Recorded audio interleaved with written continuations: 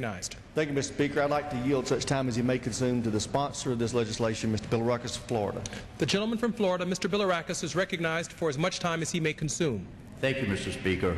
I rise today in support of H.Con.Res 295, which I introduced. I would like to thank Chairman Skelton and Ranking Member Hunter for allowing this resolution to come to the floor.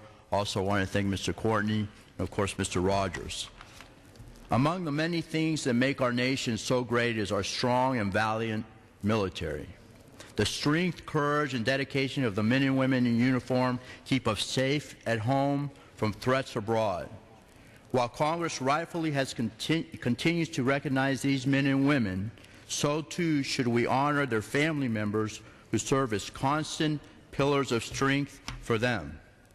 Behind each and every one of the more than 2 million individuals serving in the United States Armed Forces is a multitude of family members, be it mothers, fathers, sisters, brothers, spouses, aunts, uncles, extended family, offering encouragement and providing the emotional and physical support our defenders need to successfully protect our nation.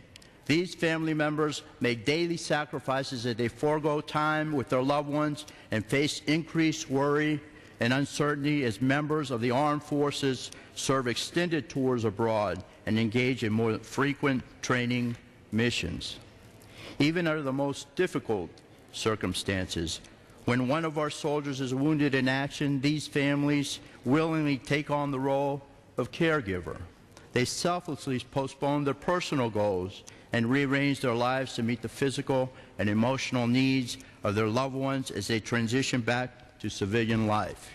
Our members of the armed forces are able to exhibit the level of strength and devotion that they're trademark, in part because of the network of support that they know they have at home.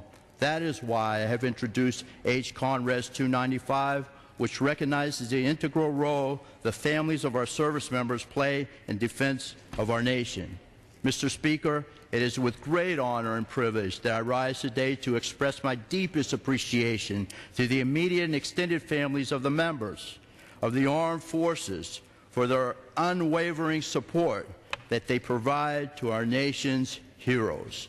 I urge all my colleagues to do the same by supporting this resolution, and I yield back the balance of my time. Thank you, Mr. Speaker. The gentleman from Florida, Mr. Bilirakis, yields back the balance of his time. The gentleman from Alabama, Mr. Rogers, reserves the balance of his time. The gentleman from Connecticut, Mr.